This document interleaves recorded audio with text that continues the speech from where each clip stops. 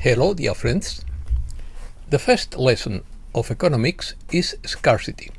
The first lesson of politics is to ignore the first lesson of economics. Thomas Sowell. Opinion piece. Economic stealth. This isn't over. Banking secrecy. No turning back. How to play the fool. We are still in the storm. The old order is in freefall. Public access is still blocked. Gold and silver, legal tender. Final phase of the transition. The rich know what's coming. They are trying to hide evidence. Gold demand threatens stability. We are in the middle of the storm. EU denounces the quantum threat. Neural network of the new economy.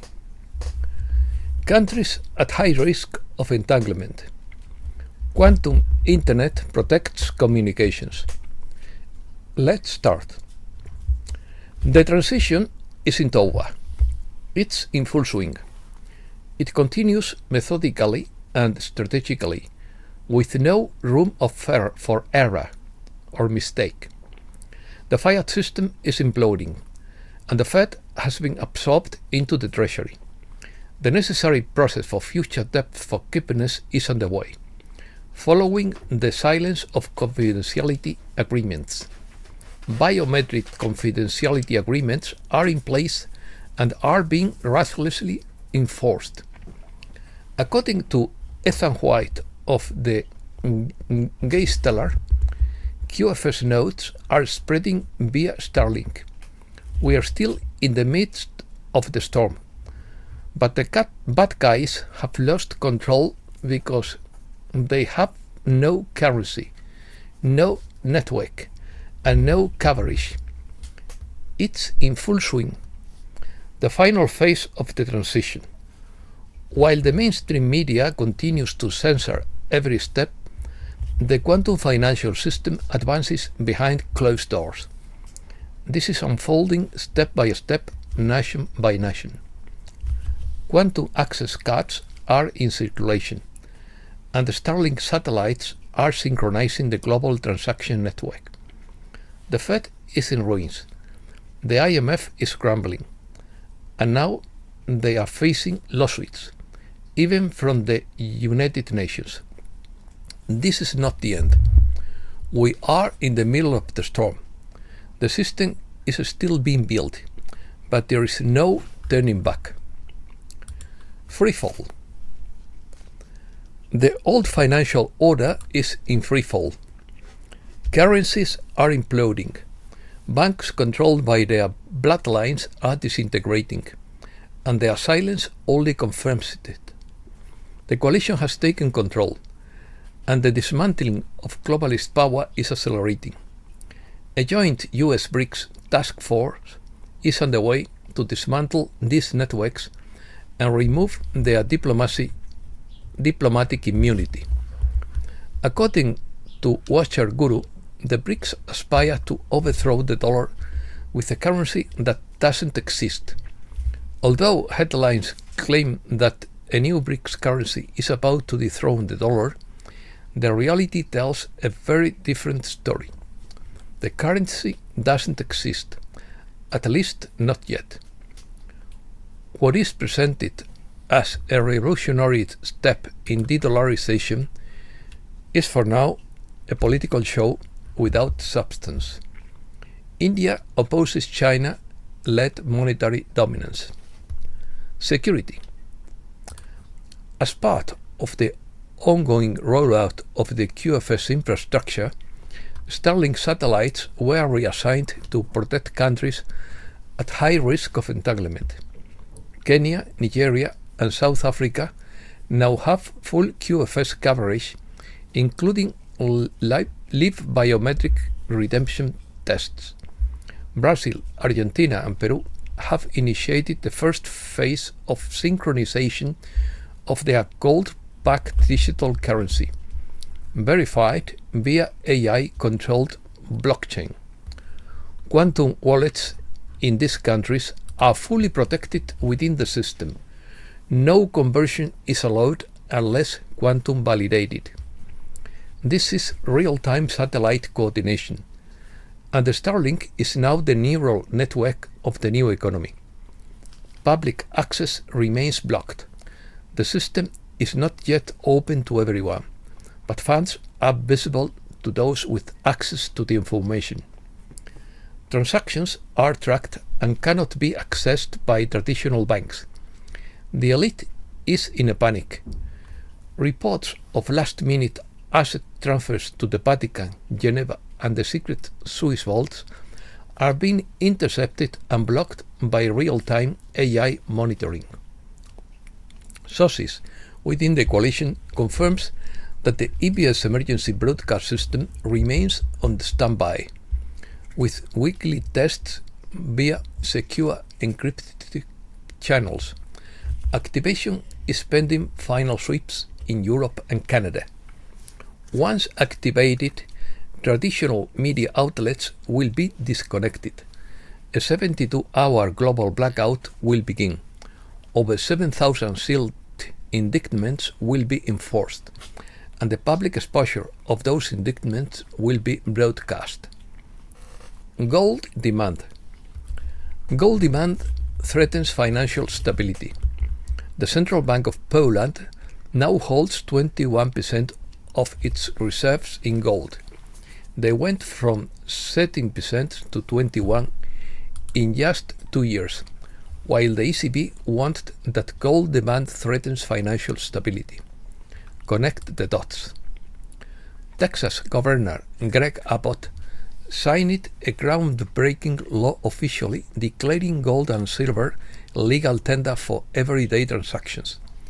This historic decision redefines the concept of money, sets a national precedent, and sends a powerful signal to the financial system, challenging decades of fiat dominance and restoring constitutional principles of economic life. According to Dalboom, once QFS accounts are available and birth certificates cannot be issued, the new system will not be able to prevent anyone under 18 from receiving anything in the future. Once a minor turns 18, they can access their QFS account and even keep it as a backup for security, as their parents may have given them some of their own funds at that time. Birth certificates have been used to profit from buying and selling them, as they are living bonds. Living bonds may be phased out as the public becomes aware of QFS accounts. Origin.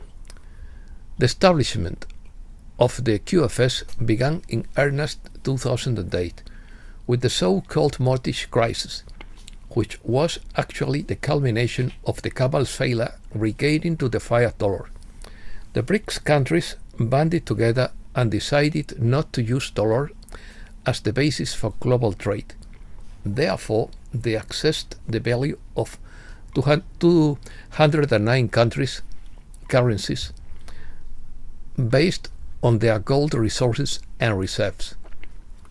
The passage of the Big and Beautiful Bill would effectively eliminate the fiat dollar and eliminate illegitimate debts and interest tied to that currency. It would also allow for the legal recognition of a quantum key card for citizen access to the new financial system. More importantly, it would eliminate the income tax, while converting the tax base to one based on tariffs on incomes derived solely from the purchase of new items, excluding food and medicine. The Vatican has frozen channels linked to Epstein.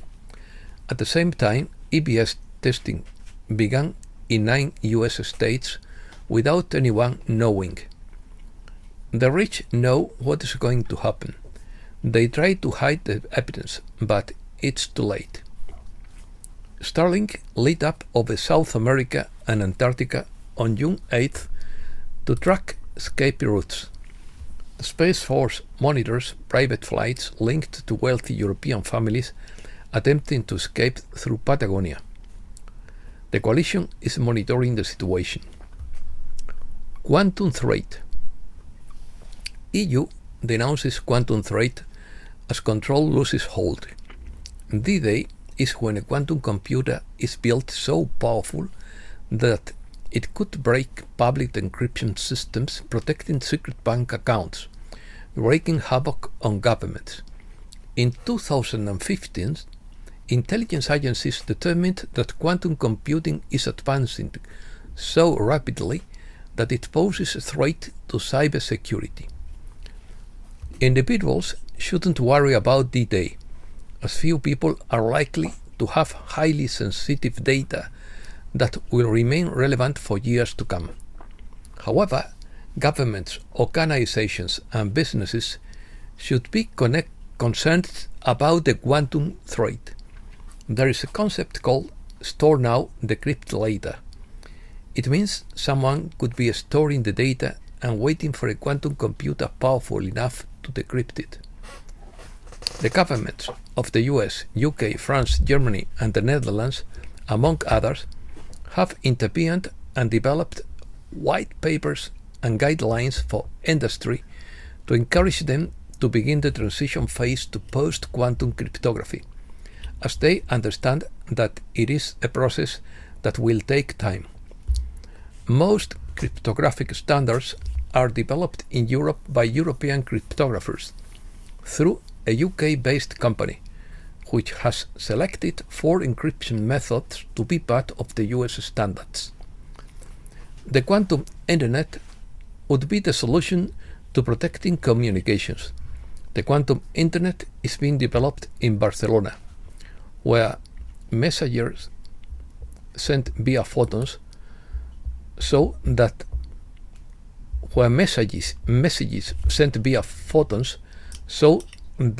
any attempt to intercept communications can be detected.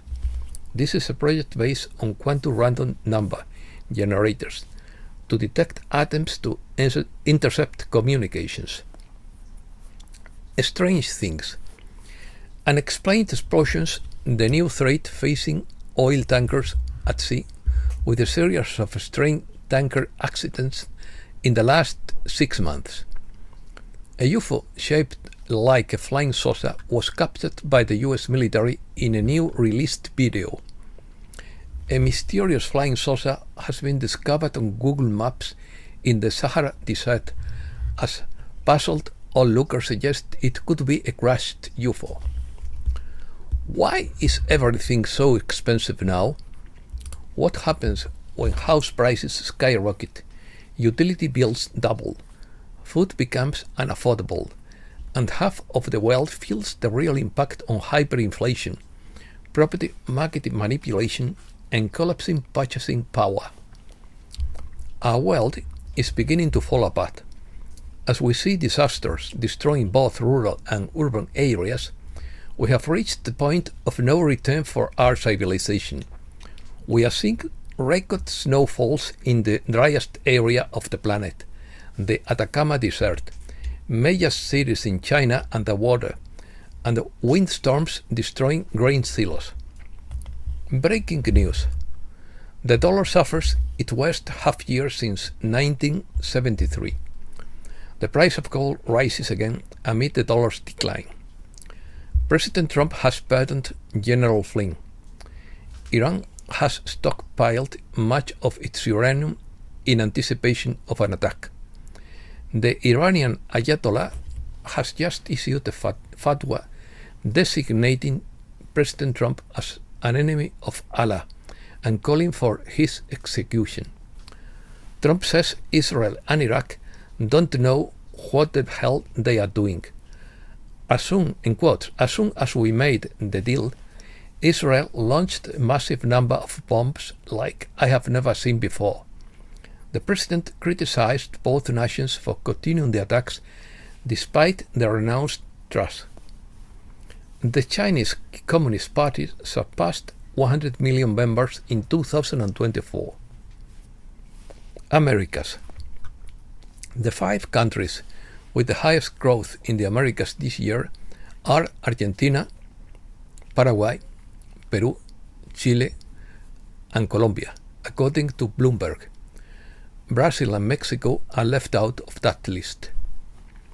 Visa unilaterally disconnects a Mexican bank from its platform. Ecuador and Colombia eye Shanghai megaport.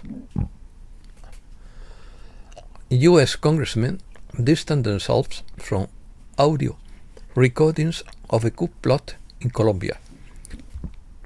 Former Chilean Labor minister wins in ruling party presidential primaries. After 52 years, Peronism won in Santa Fe's largest city. The agricultural sector is angry with the Argentine government over the extension of the withholding tax. And that's all for today. Thanks a lot, dear friends.